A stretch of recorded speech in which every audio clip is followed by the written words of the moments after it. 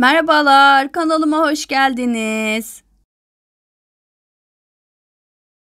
Bugün bahtına ince kıymayla yapmış olduğumuz kavurmadan çok lezzetli bir kahvaltılık tarifi hazırladım.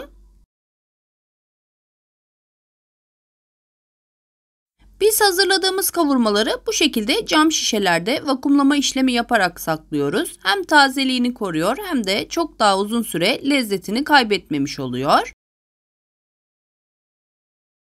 Bir bıçak yardımıyla hafifçe kesikler atarak kavurmamdan sahanıma yeteri miktarda ilave ediyorum. Kalan kavurmamı da kapağını sıkıca kapatarak buzdolabında muhafaza etmek için kaldırıyorum. Kahvaltılığımı hazırlarken belirli bir ölçü veremiyorum. Tüketecek kişi sayısına göre malzeme miktarını artırıp eksiltebilirsiniz. Hemen kavurmamı birazcık çözülmesi için kısık ateşte ocağıma alıyorum. Kavurmamız zaten pişmiş et olduğu için çok fazla pişirme işlemi yapmayacağız. Sadece çözülmesini sağlıyorum ve birkaç tur ocağımda kısık ateşte tekrar kavuracağım. Tazelenmesini sağlayacağım adeta.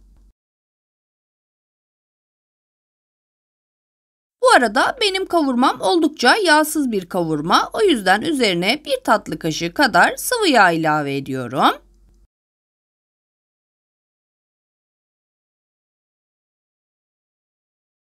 Yağını karıştırıp dağıttıktan sonra da üzerine baharatlarını ekliyorum. Birazcık karabiber ve birazcık da kimyon kullanıyorum baharat olarak.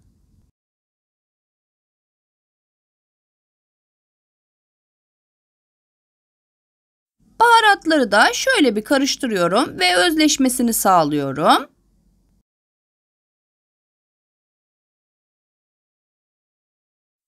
Hemen yumurtalarımı hazırlıyorum. 3 adet yumurta kullanacağım.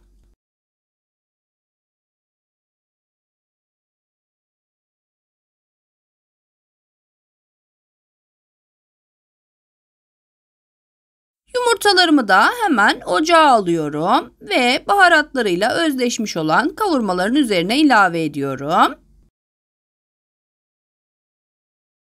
Kavurmam az tuzlu olduğu için yumurtaya yetecek kadar birazcık daha tuz ilave ediyorum. Eğer tuzlu bir kavurma kullanacaksanız tuz eklemeyebilirsiniz. Yumurtaları dağıtarak pişirebileceğiniz gibi bütün de bırakabilirsiniz. Ben ailemdekilerin damak zevkine göre bir kısmını karıştırıyorum ve bir tanesini de bütün bırakıyorum yumurtaların.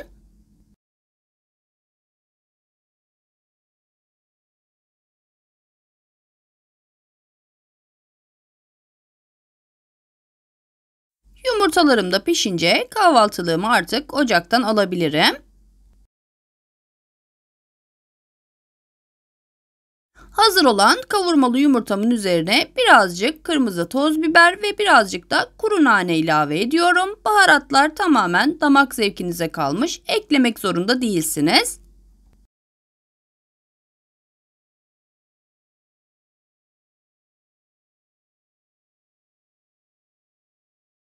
Sıcak sıcak servis edip ekmek bana tüketebileceğiniz kavurmalı yumurtalarım bu şekilde hazır olmuş oldu. Umarım tarifimden ve videomdan memnun kalmışsınızdır. Başkaca videolarda görüşmek üzere. Hoşça kalın.